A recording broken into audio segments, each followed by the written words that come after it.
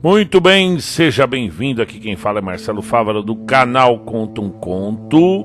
E eu havia prometido a todos vocês, no próprio canal, responder algumas perguntas e foram muitas. Eu separei algumas aqui que eu vou fazer a questão de responder a todos vocês, ok? Primeira questão do Luciano Cabral. Parabéns.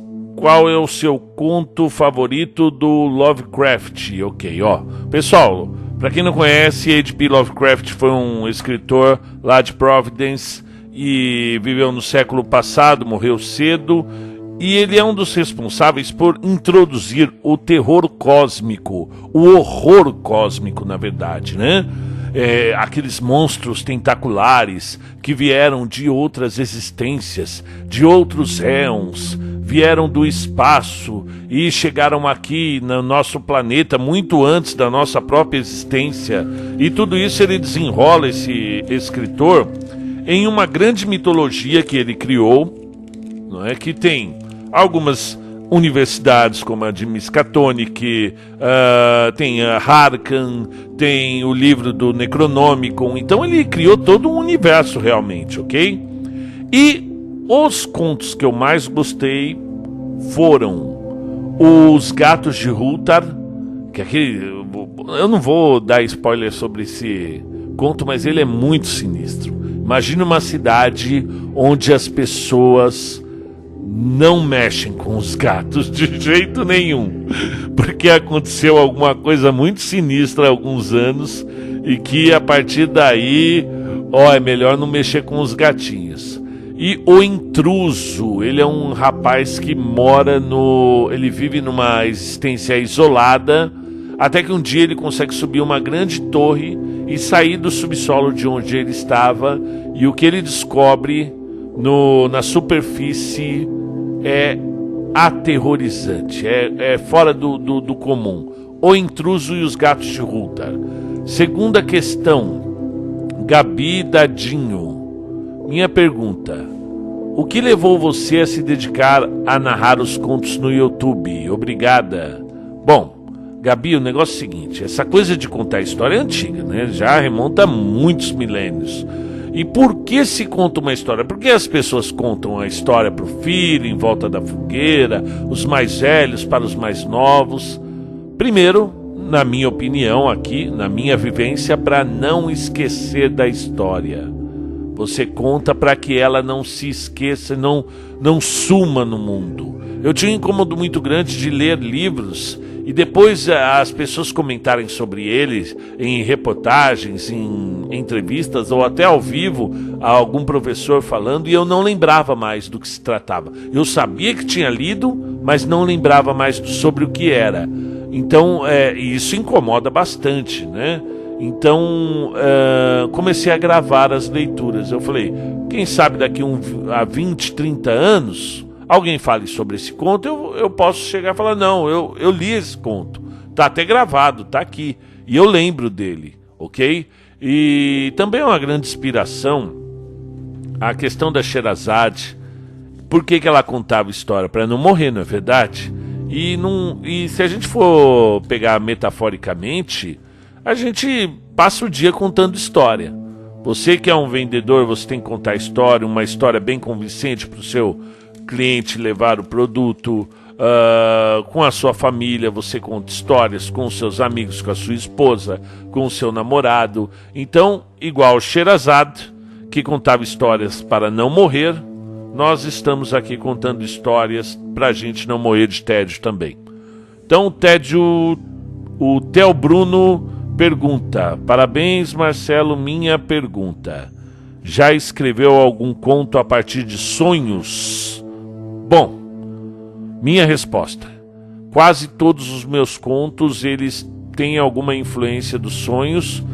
O tema eu dou acordado na hora, mas sempre tem alguma coisinha que eu acordo no meio da noite e falo, nossa, então era isso. Eu mesmo fico muito surpreso e às vezes até horrorizado com o que aconteceu no sonho e que vai entrar naquele conto que eu estava trabalhando. Geralmente isso ocorre Não acredito que seja nada sobrenatural ou que eu estava em outras existências. Não, é basicamente isso, você dormir pensando naquele sonho. Porque eu escrevo muito antes de dormir. Então, se você acabou de desligar o celular e já entrou no sono profundo, a sua mente ainda estava trabalhando aquele sonho e de repente o universo onírico ele só te dá um empurrãozinho ali naquilo que você precisava, ok? Miriam pergunta: parabéns, estou sempre por aqui ouvindo os contos, compartilhando. Quero saber sobre o seu trabalho como professor, os projetos que faz e os que planeja com os seus alunos. Sei que é uma profissão difícil e estressante. Nas escolas você trabalha, todos sabem que você é um escritor, narrador e youtuber em ascensão. Não sou youtuber, Deus me livre. O que mais você deseja para o seu futuro profissional? Abraço. Bom, pouca gente sabe que eu escrevo, apesar de eu não ser uma pessoa reclusa ou tímida, longe disso até. Eu não vejo um ambiente para falar sobre literatura com outros professores. Não, mesmo em reuniões, na sala dos professores, as pessoas infelizmente não conversam muito sobre isso. E aí eu não vou ficar, você já viu? Você já viu? Eu simplesmente deixo. Se alguém vem comentar comigo, Marcelo, você conhece aquele livro? Sim, já narrei um conto daquele livro, eu conheço, gosto muito ou não gosto, mas não vou ficar ali enchendo o saco das pessoas com o meu canal. Se alguém vir perguntar, geralmente eu fico um pouco encabulado, porque eu não sei. Com os alunos aí a gente fala muito sobre literatura. Eu não falo muito sobre o canal também com os meus alunos, mas se eles perguntam eu falo. Mesmo porque tem contos que eu não acho interessante para a idade deles, não por uma questão de censura. Apesar de, por exemplo, eu não vou falar para um aluno meu, vai lá, tem um conto do Bukowski lá, né? Para um aluno de 6ª série, por exemplo, não é adequado. Mas porque tem muitos contos que eles vão achar chatos no começo. Então, eu não leio muito para eles na sala de aula, isso é verdade. Toda sexta-feira eu trago um conto, a gente está terminando os contos das 1001 Noites, e estamos intercalando com alguns contos próprios para a idade deles, que os introduzem no universo do mistério, dos contos de assombração, que fazem eles ter esse interesse por ler fora da sala de aula. Então a gente fala também muito sobre técnica de escrita, o elemento do mágico dentro de um conto, o que desagrada a eles, o que eles acham legal, ok? Tem aqui outra pergunta. Parabéns, suas narrações. 2 perguntas. Entre H.P. Lovecraft e Edgar Allan Poe, qual você prefere? E entre todos os autores, qual é o seu favorito? Bom, primeira pergunta. É muito difícil porque eles são incomparáveis. Eles são de séculos diferentes. Eles produziram em séculos diferentes. O Poe trabalha o terror e o Lovecraft trabalha o horror, o repulsivo, aquelas membranas gosmentas e subterrâneas, ou os tentáculos cósmicos. Já o Poe não. O terror ele está dentro da mente de cada um, de acordo com Edgar Allan Poe, e pode se manifestar durante alguma crise, ou um branco que te dá na memória, e quando você volta você fez algo horrível, como ocorreu com a Berenice.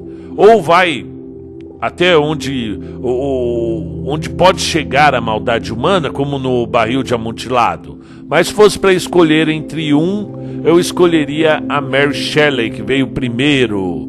Não, brincadeira, eu escolheria o Poe. O Poe eu acho maior, né? Apesar da obra do Lovecraft hoje ser pop, tá em todos os lugares, né? Inclusive nas grandes séries da Netflix, por exemplo, né? O Stranger Things, ele tem toda a mitologia Lovecraftiana, não é verdade? A Sofia dos Santos Mendes perguntou: nosso narrador, conta pra gente os livros que marcaram as fases da sua vida. Então, quando eu era jovem, eu lia muito HQ, muitas histórias em quadrinhos, gostava muito dos super-heróis. Um pouco mais tarde li Adelaide Carraro, achei incrível, com o Estudante, a trilogia. Li também A Insustentável Leveza do Ser, do Milan Kundera, achei muito interessante. E mais tarde gostei muito do Olhar e os Lírios dos Campos, do Érico Veríssimo. E agora, na vida adulta, eu ando muito interessado no Grande Sertão Veredas. E na questão anterior perguntou qual é o meu escritor favorito. Eu ando gostando muito do Jorge Amado. Jorge Amado, ele é muito grande. Que mais tem aqui? Rafa Araújo perguntou qual é o seu autor nacional preferido de contos. Eu estou gostando muito da Lígia Fagundes Telles. Ela é uma dama incrível dos contos. Gostei muito dos contos do João do Rio, do Murilo Rubião com o seu realismo mágico, mas o Machado de Assis não tem conto ruim. O Machado de Assis, ele não tem lado B.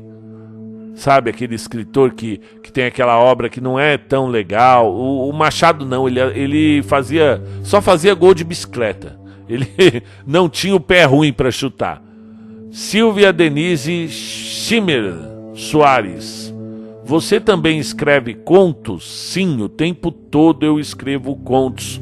Eu escrevo no celular, tenho Word no celular, então eu acabei me acostumando e eu tenho um caderninho onde eu vou anotando as coisas, os elementos narrativos, essas coisas. As pessoas acham até que eu sou meio maluco, porque vendo eu ali, escrevendo, né?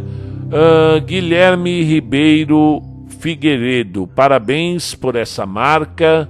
Gostaria de perguntar quais são as obras que você recomenda para adentrar no mundo do H.P. Lovecraft. Bom, minha resposta: o Chamado de Cthulhu, né? Não tem outra obra que eu acho mais importante para iniciar, ok?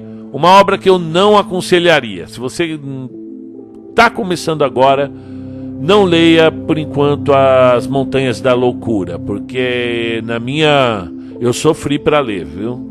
Puxa vida, maçante a descrição. Tem gente que vai me xingar aqui por isso, mas muito maçante. É incrível a história, mas para quem ainda não conhece, vai pro Chamado de Cthulhu. É um pouco mais ágil a narrativa, é um pouco mais dinâmica, se aprofunda um pouco mais na mitologia e te dá uma oportunidade legal para continuar. O Renato Davoli: parabéns pelo trabalho, há muito venho acompanhando e feliz pela conquista.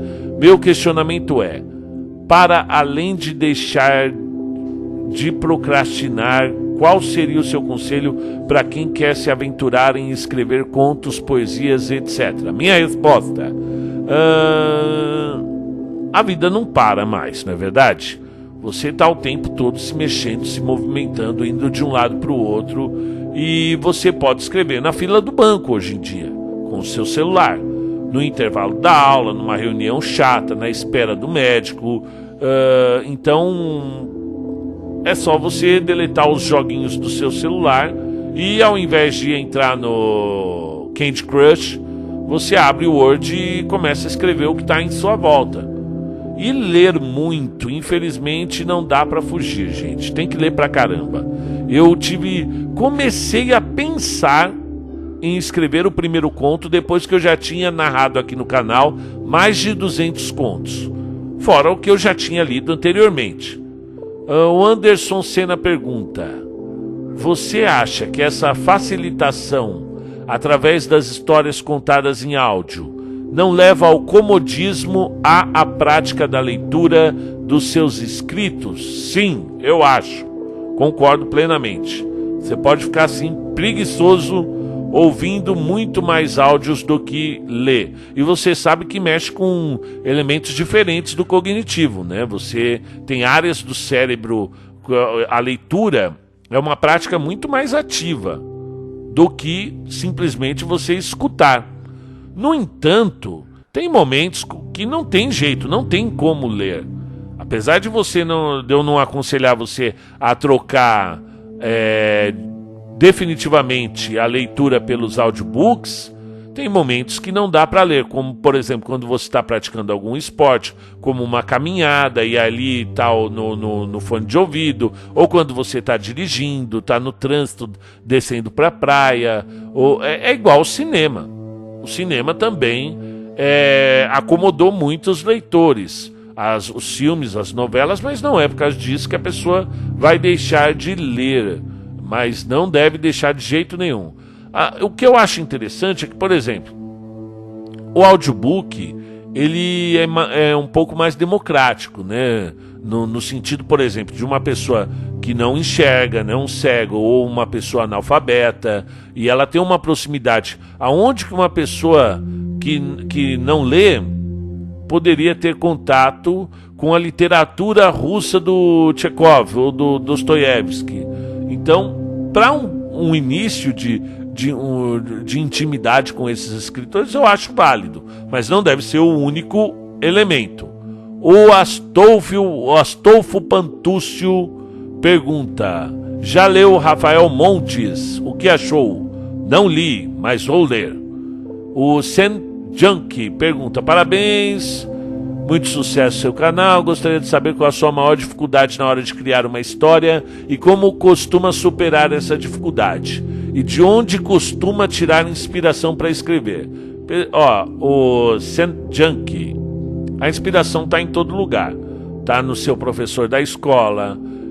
Você pode simplesmente transformá-lo num personagem. Está na sua avó, está na sua sogra, no seu sogro. Os personagens estão a todo momento passando na sua frente. Então, inspiração é prestar atenção no que está à sua volta. Agora, dificuldade, a história vem naturalmente. Você encontrar a forma de contá-la que é difícil. Vai ser na cidade a história que apareceu na sua frente? Ou vai ser no campo? Vai ser no tempo atual ou numa época específica? E o narrador? Nossa, eu tenho uma dificuldade em definir o narrador. Ele vai ser onisciente? Ou ele vai ser observador? Vai ser em primeira pessoa? Essa primeira pessoa, ela vai falar gírias? Pode falar gírias no seu conto? Ou vai ser mais formal? E palavrões? Vai ter palavrão? Vai servir para adolescente o conto que você está contando? Vai poder figurar numa biblioteca de escola? Ou vai ser um negócio mais para maior de idade? Então essa é a maior dificuldade que eu tenho, o público que ele vai atingir e não a história em si. É a forma, a estética do texto e não o conteúdo. Vinícius de Oliveira, ele pergunta aqui: Marcelão, o sobrenatural dos seus contos é algo real ou ele é apenas uma alucinação aos momentos de delírios dos protagonistas de suas histórias? Posso estar enganado, mas acho que apenas nos protagonistas das suas histórias eles se deparam frente a frente com o sobrenatural. As outras personagens veem apenas os efeitos que esse suposto sobrenatural causa no personagem principal. Isso pode levantar o questionamento se esses fantasmas são reais ou frutos das mentes dos protagonistas. Cara, você mandou bem aí na pergunta. Bom, pessoal, eu escrevo alguns contos e às vezes acontece umas paradas meio sinistras assim, com os protagonistas, principalmente, de acordo com essa pergunta, com o Américo Lobo, que ele é um professor universitário de literatura, que de vez em quando ele é visitado por alguns escritores. Então já apareceu para ele o Edgar Allan Poe, já apareceu o... que mais? O Tomás Antônio Gonzaga, o próprio Homero uma vez apareceu para ele, Ai, Jesus, qual é o nome daquele lá? Aquele irlandês bom demais, puxa vida. Bom, vão aparecendo os escritores para o Américo Lobo, e ninguém vê, só ele vê. O sobrenatural é verdade para os meus protagonistas, mas eu não sei direito se é verdade para quem está perto. é verdade, faz parte de toda uma mitologia tumanista que vai ser introduzida no livro A Encruzilhada das Almas, e aí eu vou te explicar melhor escrevendo, ok? Outra pergunta aqui, na sua opinião, qual seria o seu ponto mais forte como autor e qual ainda precisa melhorar? Bom, o mais forte é a produção rápida, eu consigo escrever muito rápido, um conto de 7.000 palavras em um dia e meio. Vem naturalmente. O que eu preciso melhorar é a qualidade disso, evidentemente. O que vem rápido vem de qualquer jeito, né? Então aí precisa melhorar a qualidade léxica, os elementos linguísticos, essas coisas. Pergunta do Vinícius Oliveira. Marcelão queria saber se todos os seus contos estão passando no mesmo universo ou você ainda não está tentando dar essa conexão a eles. Tudo faz parte, sim, Vinícius, de um grande universo que envolve São Paulo, o centro de São Paulo, alguns personagens de lá, os meninos da funerária do rock, o Américo Lobo, o Xavier do conto do zumbis e o interior. Você tem algumas cidades que são próximas, fictícias, como a Encruzilhada das Almas, Bela Vista dos Pinhais, Pouso Azul e mais outra cidade onde se passou a Universidade da Hora Mais Sombria da Madrugada, que é Mata Cruzeiro. A Universidade de Mata Cruzeiro fazem parte de um conjunto de cidades que estão envoltas por toda essa mitologia do universo tumanista, ok?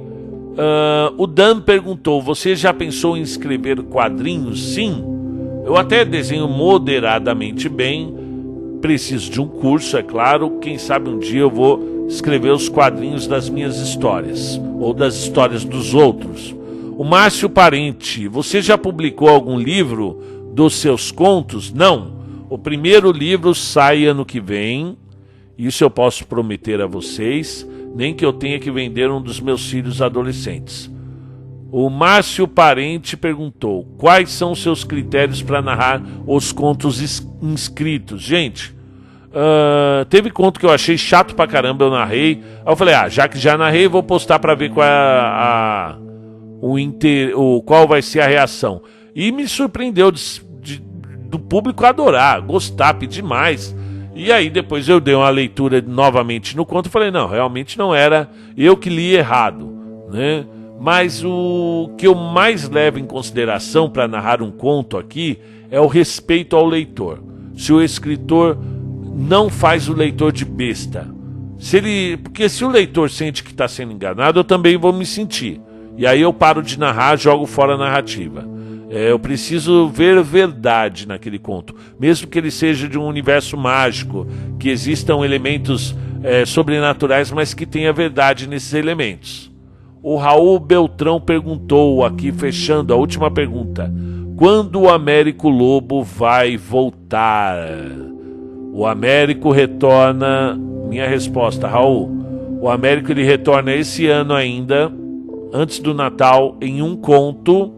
E aí, no ano que vem, ele faz uma participação na Funerária do Rock 3, que é o fechamento da trilogia, e depois vem a origem do Américo Lobo, que é onde a gente descobre da onde que ele veio, quem são os pais dele, como que ele foi parar no edifício Joelman, bem no meio do incêndio, por que ninguém foi procurá-lo, né? Por que ele cresceu ali numa situação difícil, né? Ele foi adotado por uma enfermeira do orfanato onde ele cresceu. E aí a gente vai trabalhar essa origem do Américo Lobo, tudo bem? Então é isso, pessoal.